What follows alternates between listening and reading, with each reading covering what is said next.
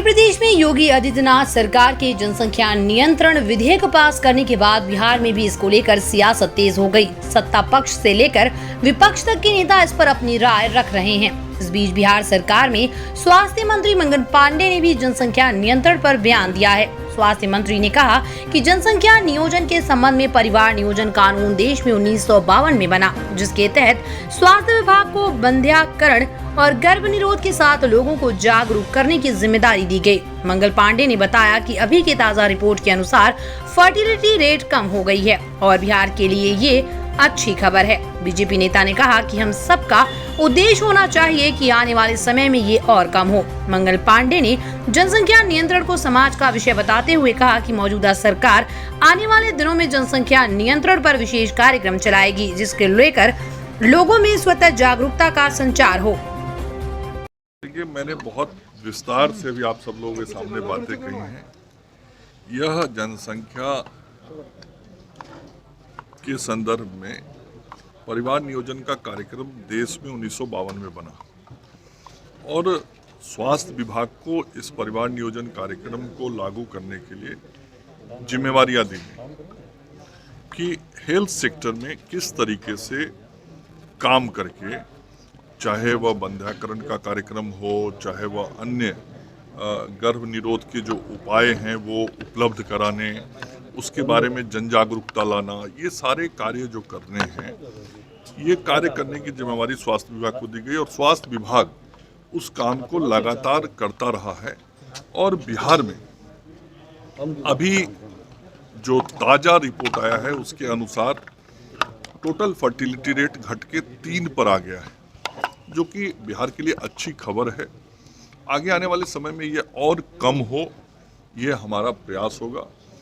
यह जनसंख्या का जो विषय है, यह संपूर्ण समाज से जुड़ा हुआ विषय है, सामाजिक सहभागिता का विषय है और जन अभियान है ये।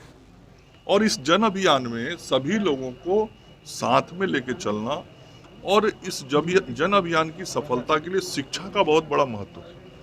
इसीलिए बिहार में माननीय मुख्यमंत्री जी ने मुख्यमंत्री कन्या उत्थान योजना के माध्यम से खास करके जो हमारी बच्चियां हैं उनके विशेष शिक्षण के लिए इस बार से जब दोबारा सरकार बनी है 2020 में, तो आत्मनिर्भर बिहार के साथ निश्चय फेज 2 में जो इंटरमीडिएट पास अविवाहित बच्चियां हैं उनको 25,000 और ग्रेजुएट पास लड़कियों को 50,000 देने का निर्णय किया है। और यह कार्यक्रम 3 साल पहले से चल रहा है। पूर्व में भी इंटर पास बच्चियों को 10,000 और ग्रेजुएट पास बच्चियों को 25,000 दिया गया है। तो इसका लाभ अब दिख भी रहा है और शिक्षा का प्रचार प्रसार बढ़े, इसके लिए पंचायतों में हाई स्कूल खोले गए। तो हम हर तरीके से स्वास्थ्य विभाग के माध्यम से भी जो काम करने हैं वो कर रहे हैं, शिक्षा विभाग के माध्यम से जो काम करना है कर रहे हैं, प्रचार प्रसार की दृष्टि से जो काम करना है वो हम सब लोग कर रहे हैं। और अंततः लक्ष्य यही है कि जो 1952 से इस देश के अंदर कार्यक्रम शुरू हुआ है परिवार नियोजन का, उस कार्यक्रम को हम लोग सफल करें।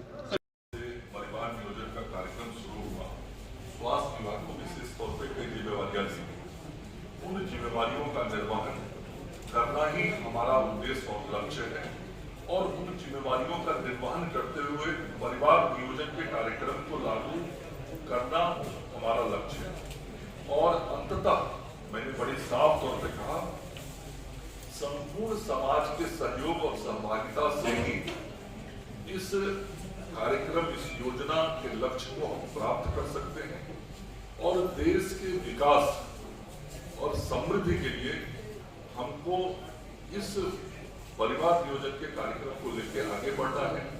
यह जन अभियान है और इस जन अभियान में सबका सहयोग चाहिए।